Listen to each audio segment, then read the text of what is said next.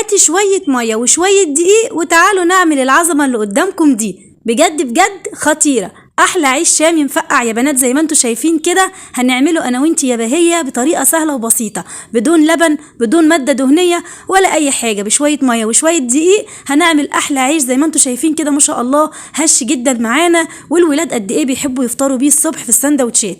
يلا بينا نسمي بالله ونصلي على الرسول ونخش في مقاديرنا على طول. اول حاجة عندي هنا في البولة هنزل بكوباية وربع من المية الدافية، تمام كده. وهنزل كمان بمعلقه كبيره من الخميره، ما يعادل كيس من الخميره، ومعلقه صغيره من السكر لتنشيط الخميره مش اكتر. هنقلب بقى كل المكونات دي، السكر مع الميه الدافيه مع الخميره، لغايه لما يبقى معايا. بصوا زي ما انتم شايفين عاملين تفقعات ازاي دي، او فقاعات يعني، دي كده معناها ان الخميره بتاعتنا زي الفل. تمام كده تمام كده. هنزل هنا بنص كيلو من الدقيق، دقيق منخول كويس جدا، وهنزل كمان عليه بربع معلقه صغيره من الملح. بس كده، هي دي المقادير بتاعتنا يا بهية، بسيطة جدا جدا ما فيهاش اي افتكاسات زي ما قلنا، ولا حطينا لبن ولا حطينا اي حاجة. وقد ايه اقتصادي وحلو جدا جدا زي يا جماعة اللي بيتجاب من بره، سهل وبسيط جدا جدا. زي ما انت شايفة معجنات العيش من المعجنات، يعني عايز عجن كويس جدا، افضلي اعجني فيها كده لغاية لما العجينة تفضل معاكي ناعمة وطرية زي ما انت شايفة كده. طبعا العيش بيكون العجينة بتاعته بتكون، بصوا زي ما انتم شايفين، طرية جدا جدا لدرجة ان هي كده بتحسيها ان هي بتلزق في ايدك من كتر ما هي طريه معاكي.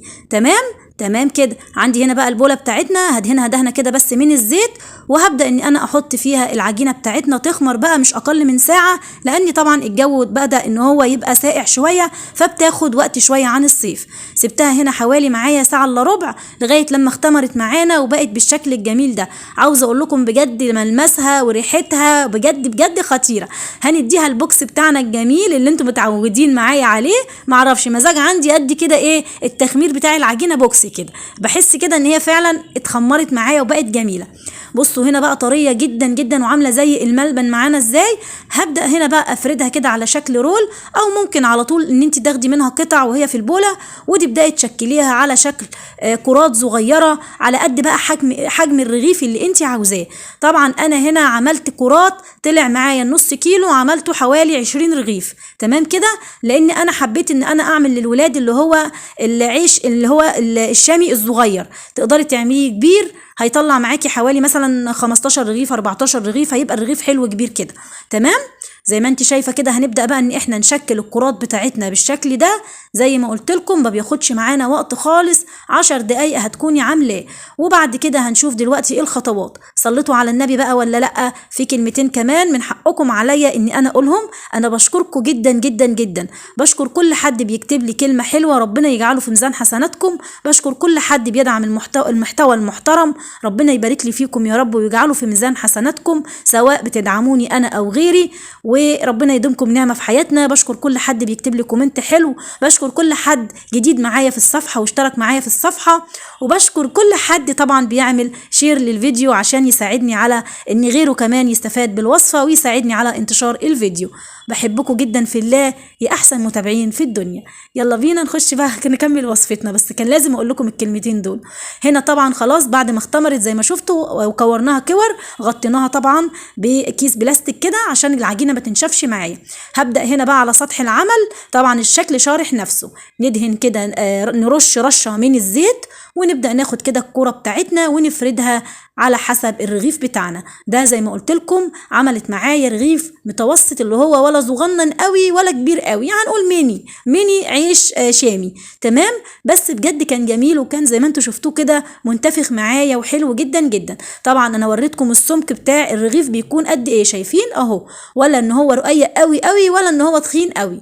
هبدأ بقى أجيب عندي هنا بقى صينية كبيرة أرشها كده بالدقيق، وهبدأ إن أنا أرص عليها العيش بتاعنا ده علشان أسيبه بقى يرتاح ويختمر معانا. أنا عايزة أقول لكم إن يا دوبك أنا بدأت أشتغل فيه، لأني ما شاء الله كان جميل معايا واختمر معايا بسرعة. زي ما قلت لكم معلقة السكر اللي حطيناها على الخميرة بتنشط معانا الخميرة بسرعة. بس كده هنغطيه، بس هسيبه حوالي 10 دقايق. حتى بصوا أنا لقيته اختمر معايا، اضطريت إن أنا أسوي فيه بسرعة قبل ما أكمل باقي العيش كمان. بصوا ادي الباقي اهو. لسه هبدا هنا بقى اسوي وابدا اكمل فرد بقيه العيش. يعني عايزه اقول لكم ان هو مش هياخد منكم وقت خالص. بصوا ما شاء الله مختمر جدا في ايدي ازاي وجميل جدا. هبدا بقى هنا ارصه ده في الفرن على درجه حراره 200. العيش بيحب النار عاليه. تمام. بصوا هنا شكله ارتفع معايا وبقى جميل جدا جدا. ازاي تقدري كمان ان انت لو مش عايزه تحطيه في الفرن تقدري ان انت بصوا تسووه من فوق. هتجيبي صاجه كده او طاسه او صينيه زي ما انا عامله، تسخنيها حلوه قوي بدون اي ماده دهنيه، وتنزلي بالعيش بتاعك بس تنفضيه طبعا كويس من الدقيق. بصوا بقول لكم هنا ان برضو ادانا نفس النتيجه. بجد بجد خطير. بس انا عن نفسي حبيت اللي في الفرن. اولا انجز معايا بسرعه وخلاني خلصت، وكمان مطلع معايا العيش حلو كده وطري وجميل، وبرده كان من فوق كويس برده مش وحش. تمام. بصوا بقى جميل جدا. عمل معانا ايه؟ العيش الشامي اللي هو الميني الجميل اللي الاطفال بتحبه والولاد بيحبوه في المدارس. جميل جدا. ينفع كمان تقدمه لهم بالفول والطعميه احسن ما بيشتروه من المطاعم من بره ما تعرفوش معمول ازاي. حلو قوي قوي بجد. ان شاء الله هتجربوه هيعجبك يا بهيه وهيعجب كل اخت واخ معايا في الصفحه دي. جربوه بالطريقه دي ان شاء الله هيعجبكم. بص من جوه هش جدا جدا. عايزه اقول لكم الرغيف ده كان سخن معايا قوي عشان كده اتفرتك في ايدي شويه. تمام. بس كنت مستعجله بقى عايزه اخلص الفيديو لان كلهم يلا عايزين ندوق العيش. بصوا شايفين الجمال؟ تحفه. ان شاء الله هتجربوه هيعجبكم. بالله عليكم ما تنسوش بقى دايما مساعدتكم ليا بالشير ولايك والكومنت بتاعكم يا جماعه. الكومنت ده مهم جدا ليا وبيحفزني. بحبكم في الله واسيبكم في امان الله ومع السلامه.